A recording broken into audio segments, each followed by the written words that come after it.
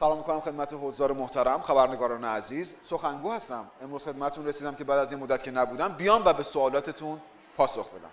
جانم عزیزم بفرمایید. با سلام، خبرگزاری باسلوق هستم. قبل از اینکه سوالم رو بپرسم میخواستم دلیل این غیبتتون رو جواب بشم اگه لطف کنید. عزیزم راستش آخرین بار که خدمتتون بودم در بحبوحه همین وقایع تلخ اخیر بود. الانم که خب زمان انتخاباته. دیدیم خوب نیست که بیایم یه دفعه این ملت اغتشاشگر، عامل بیگانه، اشرار، فریب خورده و خرابکار رو در زمان انتخابات به ملت فهیم و بزرگوار و همیشه در صحنه و با بصیرت و بوسبوس و اینا تبدیل کنیم.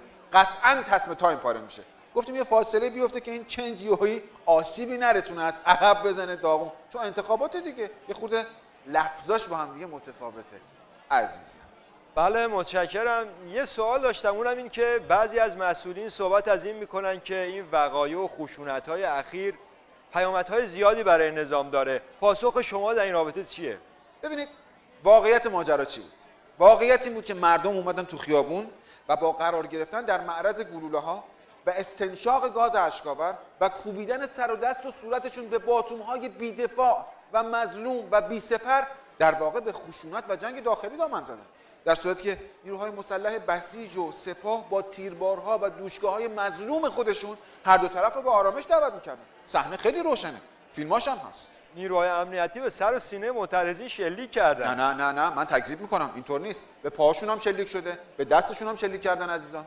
یعنی شما میگید نیروهای امنیتی به سمت معترضین شلیک کردن؟ نه فقط معترضین نبوده، به رهگذرا هم شلیک کردیم، به مغازه‌دارا هم شلیک کردیم، به جیگرک هم، به همه شلیک کردیم. منظورم اینه که شما به سمت مردم ایران شلیک کردید دیگه. اجازه بدید، اصلا اینطور نیست. ما به مردم سوریه، عراق، یمن هم شلیک کردیم. شما تمامیت ماجرا رو باید لحاظ کنی عزیزم. من همین رو دارم میگم، یعنی شما با تیر زدید، آدم کشتید؟ نه فقط تیر نبوده، تبر هم بوده، دوشکا بوده، هلیکوپتر بردیم، تانک آوردیم. یعنی خلاصه در ملأ عام. اجازه بده فقط در ملأ عام نبوده، یه تعداد تو بازداشتگاه‌ها، یه تعدادی رو غرق کردیم. این کافیه یا زنگ بزنم آقای جهرومی اینترنت رو قطع کنه. بعد اجازه بدید، من نمیدونم چرا سوالای انحرافی میپرسید. این مشکل مملکت ماست. آقا ما بحران آلودگی هوا داریم، ریزگردها رو داریم. الان آلودگی هوای تهران یه جوریه که آب بپاشی رو هوا جدول مندلیوف میریزه رو سرت. من خودم اصلا خاکشش در آوردم از بس خاک تنفس کردم. گوش میدی؟ این سوالات بفهمم. شما بفرمایید عزیزم. خبرگزاری باشلوق مزاحمتون میشم. اتفاقا میخواستم بدونم علت این آلودگی هوا چیه بالاخره. فدایی داری. ببین نازنین، این آلودگی هوا موج دوم فتنه‌های دشمنای نظام که وقتی دیدن از اغتشاشات به نتیجه نرسیدن، این هوای آلوده رو از شرق و غرب کشور وارد کردن. که البته ما نیروهای امنیتیمون لیدرهای این هوای آلوده رو دستگیر کردن. خود مندلیوف، خانواده‌اش، همه همکاراش دستگیر شدن. چند وقت دیگه هم قراره که از تلویزیون اطلافاتشون رو پخش کنیم. خب البته ما هر تهدیدی رو به فرصت تبدیل می‌کنیم. همین که تنمون سالمه، میتونیم دی اکسید گوگرد تنفس کنیم، باید شکرگزار مقام عظما باشیم، چون خیلی هم همینم ندارن اصلا همینم نداره. ببخشید حالا راه حل نظام برای حل مشکل چیه؟ بله ببینید، ما در این زمینه از فناوری‌های بسیار مدرن استفاده می‌کنیم. فناوری دعا کردن. باید دعا کنیم که خلاصه بارون بیاد، باد بیاد که آلودگی هوا برطرف بشه. فقط نکته‌ای که هست، ملت غیورمون باید مطمئن باشن که لوکیشنشون روشنه. لوکیشن اختلالی در فرایند استجابت دعا پیش نیاد، چون این فناوری خیلی حساسه. باید محاسبات درست انجام بشه. مثلا یه سری از دوستان در تهران یه نمه بارون برای رفع آلودگی هوا می‌خواستن، دعا کردن، تنظیم نبود، لوکیشن روشن نبود، اهواز سیل اومد. گوش میدید؟ بله جانم عزیز.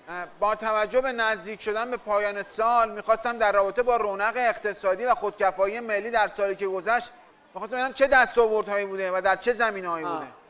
عزیزم من خودم دوست دارم میگم. ببین سوال در دستاورد خودکفایی، دستاورد خودشیب، بام، تولید ملی، این بوی بدی هست که الان کل مملکت رو گرفته. نظام جمهوری اسلامی و روحانیت در زمینه بوی نامطبوع به خودکفایی ملی رسیده، تولید انبوه کرده. الان کل تهران به منصه ظهور رسیده. خواهش بفرمایید عزیز من، بفرمایید. ای از خبرگزاری خاکلوق مزاحمتون میشم. در سفر آقای روحانی به ژاپن به دنبال چه اهدافی بودیم؟ والا یکی از اهداف ما در این سفر این بود که ما چطور میتونیم اقتصاد ایران رو به سطح اقتصاد ژاپن برسونیم که بعد از رایزنی‌هایی که صورت گرفت دیدیم فقط یه راه داره، اونم این که آقای روحانی رئیس جمهور ژاپن بشه، بتونه اونها رو هم در همین زمینه بوی بد به خودکفایی برسونه. این راهه.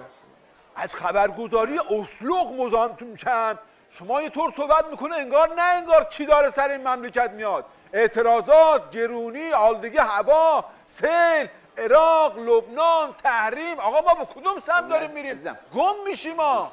اصلا نگران نباشید، هیچ اتفاقی نمیفته. مقام و عظما خودشون دارن این مملکت رو میچرخونن.